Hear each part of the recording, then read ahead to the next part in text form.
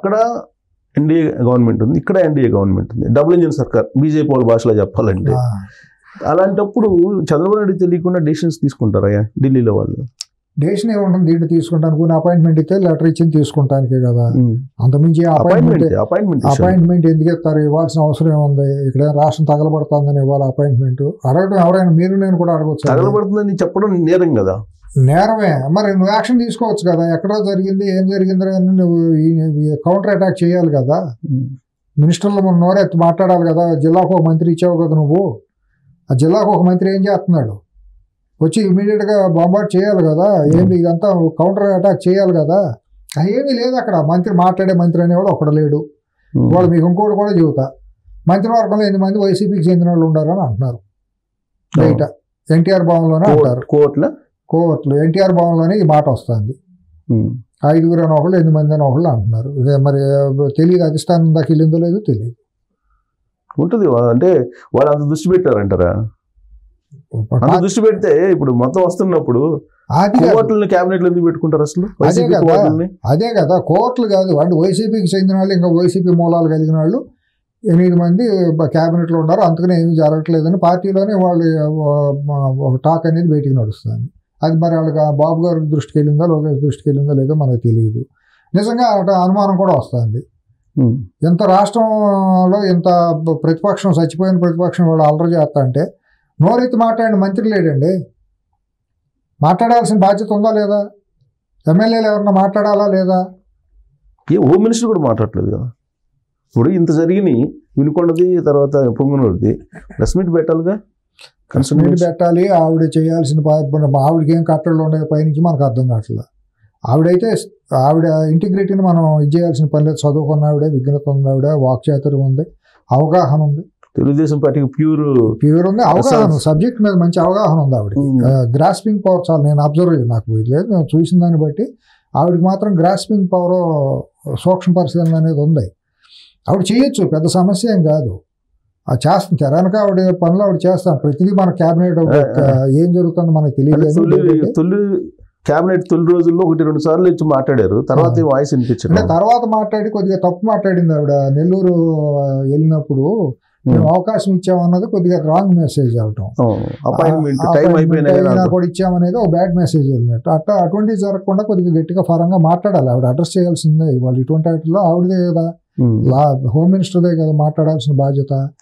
ఆవిడ వచ్చి అక్కడనే ఆవిడ స్టైల్లో ఆవిడ మాట్లాడవచ్చు. ఏం తగలడింది, నువ్వు ఏం చేస్తున్నావు అనేది ఆవిడ మాట్లాడవచ్చు. ఆవిడతో పాటు తతిమ మంత్రులు కూడా గళం ఇప్పాలి కదండి. రాయలసీమలో ఉన్న మంత్రి మాట్లాడాలిగా, గుంటూరు జిల్లాలో ఉన్న మంత్రులు మాట్లాడాలిగా. ఎందుకు మాట్లాడరు? ఇప్పుడు ఆ కర్నూలులో ఒక అమ్మాయిని, 8 సంవత్సరాల అమ్మాయిని రేప్ చేసి చంపేశారు. ఇక్కడెక్కడో 6 నెలల పాప మీద రేప్ చేసి చంపేశారు. 6 నెలల పాప మీద ఈ మర్డర్లు ఇవన్నీ వస్తున్నాయి. ఇవన్నీ అసలు ఏంటి, క్రియేట్ చేస్తున్నాయా లేకపోతే జరుగుతున్నాయా అనేది ఏంటనేది ఇవన్నీ అసాంఘికం అండి. దీనికి రాజకీయం పొలటం కూడా తప్పండి. సామాజిక రుగ్మతలు ఇవన్నీ సిఎస్ గారు. సామాజిక రుగ్మతలు కూడా పార్టీలు రంగు పొలవటం, దాన్ని తీసుకెళ్లి లా అండ్ ఆర్డర్ బ్రేక్ అయిపోయిందని ఈ ప్రతిపక్షం లాంటి నికృష్టమైన పక్షం రోడ్డుకి ఎక్కడం అనేది అసాంఘికం అండి. అది సమాజహితం కాదు సిఎస్ గారు ఎప్పుడు కూడాను. అంటే ఈ రుగ్మతల కారణం మీరు ఇంతకుముందు చెప్పినట్టు గంజాయి అంటారు. గంజాయి ప్రధానం. దాంట్లో ఏముంది అసలు? గంజాయి ఊరు కూడా వెళ్ళిపోయిందండి. వాళ్ళు 8వ తరగతి నన్ను చూసారా? 8వ తరగతి చదువుకున్న 8 ఏళ్ల పిల్లలు, 8వ తరగతి 6వ తరగతి చదివే పిల్లలు 6వ తరగతి 8వ తరగతి చదివే పిల్లలు అమ్మాయిని రేప్ చేసి రాయి కట్టి తల్లిదండ్రులు తీసుకెళ్లి నూతులో పడేశారు. అదే కర్నూలులో. ఎంత వికృతం అండి. చూస్తుంటే చాలా ఎక్కడికి వెళ్తున్నాం మనకే అర్థం కావట్లేదండి. ఇది సామాజిక రుగ్మతలు. దీన్ని రూపుమాపాల్సింది మన అందరి మీద ఉంది. అది ఒక పార్టీయే కాదు, ఏమీ కాదు. సామాజిక హితం కోరే ప్రతి ఒక్క విఘ్నుడైన మనిషికి, ప్రతి ఒక్కరికి ఉంది. కూర్చుని విషయాలు మనకు తెలుసు కాబట్టి ప్రతి ఒక్కళ్ళని ఖండించాలి, దాన్ని ఎరాడికేట్ చేయాలి. ఇటువంటి భావాలని దాన్ని రాజకీయంగా వాడుకోవటం అనేది చాలా తప్పండి. ఏ పార్టీ కూడా దాన్ని రాజకీయంగా చూడటం, ప్రభుత్వాన్ని భూతద్దం పెట్టి ప్రభుత్వం మూలానే ఇటువంటి వచ్చిన నెల రోజుల్లోనే ప్రభుత్వం మీద ఇది చేయటం. ప్రభుత్వం మాత్రం ఏం చేస్తుందండి? ప్రభుత్వంలో ముఖ్యమంత్రి కానీ ఏ ప్రభుత్వం అయినా, ఇప్పుడు వైసీపీ ఉన్నా కూడా జరిగే చిన్న మార్పులకి వైసీపీనో లేదా బీజేపీనో మనం నిర్ణయించలేం కదా. కొన్ని సామాజిక రుగ్మతలతో జరిగిపోతూ ఉంటాయి. అట్లా సామాజిక రుగ్మతలతో జరిగిందే వినుకొండలో జరిగిన గొడవలు, హత్యలు తప్పించి దానికి రాజకీయ రంగు పూర్వం ఉండడం దౌర్భాగ్యం. అక్కడికి వెళ్ళిపోయి శవాల మీదకి రాబందులు వాళ్ళని వాలిపోవటం, దాన్ని తీసుకెళ్ళి అల్లరి చేసేసి 30 మంది 40 మంది 1200 2000 మంది రాష్ట్రం విడిచిపోయారని మాట్లాడటం, ఇవన్నీ దుర్మార్గం. 5 ఏళ్లలో 8,000 మంది వెళ్ళిపోయారో చెప్పమనండి. అనంతపురంలో, కర్నూలులో, రాయలసీమ జోన్లో 8,000 మంది గ్రామాలు వదిలిపెట్టి ఎక్కడెక్కడ పారిపోయారో చెప్పమనండి, రమ్మనండి. గుడ్డిగా ఇదిలాగా మాట్లాడి గతం మర్చిపోయి గతంలో జరిగిన అసాంఘిక కార్యక్రమం రాయలసీమలో మీ మూలాన్ని ఎంతమంది నాశనం అయ్యారో చెప్పు, డేటా దిగి నువ్వు రా, చర్చికి రా, నీ దగ్గర దమ్ముంటే కలిసి ఉంటే బహిరంగ చర్చికి రా, అమరావతిలోనో విజయవాడలోనో హైదరాబాద్లోనో కూర్చో, మీడియా ముందు కూర్చో, రా వచ్చి మాట్లాడు. నీ బతుకు ఒక్కసారి 5 సంవత్సరాలు ఒక మీడియా ముందు మాట్లాడిన చరిత్ర లేదు నీకు. 5 ఏళ్ళు ముఖ్యమంత్రి కూడా పరదాల చోటన వచ్చిన ముఖ్యమంత్రి ఎందుకు వచ్చావు? ఆడాళ్ళు వచ్చినట్టు పసుపు కుంకాలు కోల్పోయిన ఆడాళ్ళు కనుక పరదాల చోటన వెళ్తారే సంప్రదాయాల ప్రకారం అట్టా తిరిగావు నువ్వు. అది మామూలుగా అనాలని ముండమోపులు అంటారు. ముండమోపులు తెరల చాటును తిరుగుతారని మన తెలుగులో సామెత పచ్చిగా మాట్లాడాలంటే మామూలుగా సాధారణ అప్పట్లో గతంలో సంప్రదాయాలు అట్టా తిరిగావు నువ్వు.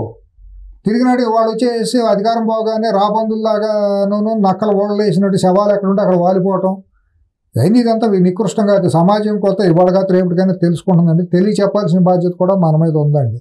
కానీ ఒకటి తీసుకొచ్చి సమాజాన్ని అసలు ఆంధ్రప్రదేశ్ సమాజం వైపు చూడకుండా ఆంధ్రప్రదేశ్ వైపు చూడకుండా చేసేటువంటి ప్రయత్నం జరుగుతుంది అనిపించట్లేదా మీకు? నేను మీకు కూడా చెబుతానండి, ఎప్పుడైతే హైదరాబాద్ మీడియాని బ్రేక్ చేయగలరో చంద్రబాబు నాయుడు గారు అప్పుడే ఆయన సక్సెస్ అవుతాడండి. ఆయన 2014-19లో ఫెయిల్ అవడానికి కారణం హైదరాబాద్ మీడియానండి. హైదరాబాద్ మీడియాని డిలీట్ చేయాలండి ఆంధ్రప్రదేశ్తో. అక్కడ ఆయన సొంతగా స్థలాలు ఇచ్చి సొంతగా ప్రమోట్ చేసి అక్కడ వార్తలను అక్కడ సపరేట్గా చేసుకునేటట్టు టైం పడుతుంది. ఇమీడియట్గా తెల్లారేపాటి కావద్దు, 6 నెలలు 3 నెలలు అవ్వదు. ఎందుకు 5 years ఉంది? 5 years ఉంది. 1 yearలో నీ మీడియా నీకు అంటూ అక్కడ కనుక సొంత మీడియా ఛానల్స్కి స్థలాలు ఇచ్చేసి మేము ప్రమోషన్ చేస్తాం, మీ మీడియా పెట్టుకోండి అని అన్నప్పుడు అక్కడ వార్త అక్కడ ప్రచారం అవుతూ ఉంటుంది, అక్కడ మీడియా సంస్థలు అక్కడ వస్తాయి.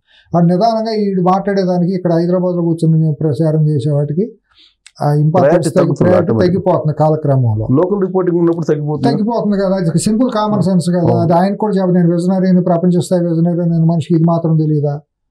2014-19లో ఫెయిల్ అవడానికి కారణం అదే కదా. హైదరాబాద్కి మీ ఇంపార్టెన్స్ ఏంటి? సినిమా గ్లామర్ ఎక్కడి నుంచి వచ్చింది? ఆంధ్రప్రదేశ్ నుంచి వచ్చిన హీరోలే కదా అందరూ. ఇక్కడ 100 మంది కూడాను వాళ్ళు హైదరాబాద్లో ఉన్న రియల్ ఎస్టేట్ వ్యాపారం కోసం పెట్టి ఇక్కడ దీన్ని చేశారు. కానీ నీ మీడియా నీకు వెళ్ళిపోతే నీ సినిమాలో నీ సినిమా ఇండస్ట్రీ మొత్తం అక్కడికి వెళ్ళిపోయి ఇన్సెంటివ్స్ ఇచ్చేస్తే వీళ్ళందరూ సచ్చినట్టు అక్కడికి వెళ్ళాల్సిందే కదా. అప్పుడు అక్కడికి వచ్చినప్పుడు నీకు ఆ ఇంపార్టెన్స్ తగ్గిపోతుంది కదా. కాలక్రమంలో ఇక్కడ ఒక ఇమేజ్ పోతుంది కదా.